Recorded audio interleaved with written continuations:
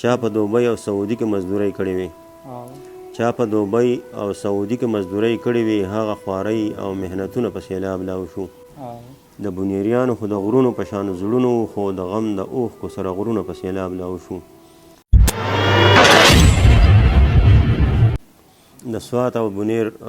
خصوصا د بونیر چې کوم سیلاب راغلی دی کومه سانحې شوي دي د هغې په حوالې سره شعرونه دي نظم دی د هغې نه مخکې پخوانی شعر مې دی خو په هغې کې به لږ بدلون وکړم چې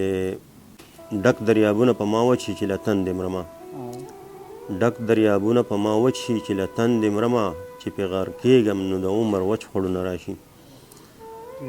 دا نظم دی چې لکه د جالوی کورونه په سیلاب لاو شو لکه د جالوی کورونه په سیلاب لاهو شو د چا د عمر ارمانونه په سیلاب لاهو شو نه د نادار نه د زردار پکې خیال وساتو خو چوپالونه محلونه په سیلاب لاهو شو چا په دوبۍ او سعودي کې مزدورۍ کړې وي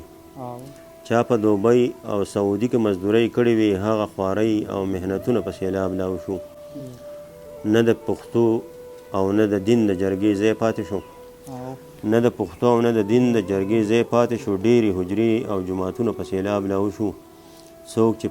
څوک په ژوندون باندې خوشحاله څوک په ژوند کې تنګ و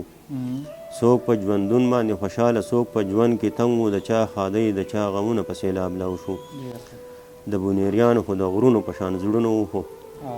د بونیریانو خو د غرونو په شان زړونه و خو د غم د اوښکو سره غرونه په سیلاب لاهو شو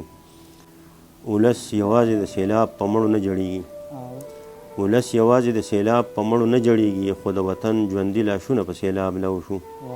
د یو کوره په شلګونو جنازې ووتې د یو کوره په شلګونو جنازې ووتې د وارثانو یې خوبونه په سیلاب لاهو شو د قام د سر سوداګران چې به په کوم کیب کې وي د قام د سر سوداګران چې به په کوم کیب کې وي چې بې وجنې نه سرونه په سیلاب لاهو شو قادر نګر او د پیر بابا د سیمې ښکلا قادر نګر او د پیر بابا د سیمې ښکلا زړه راښکودونکي منظرونه په سیلاب لاهو شو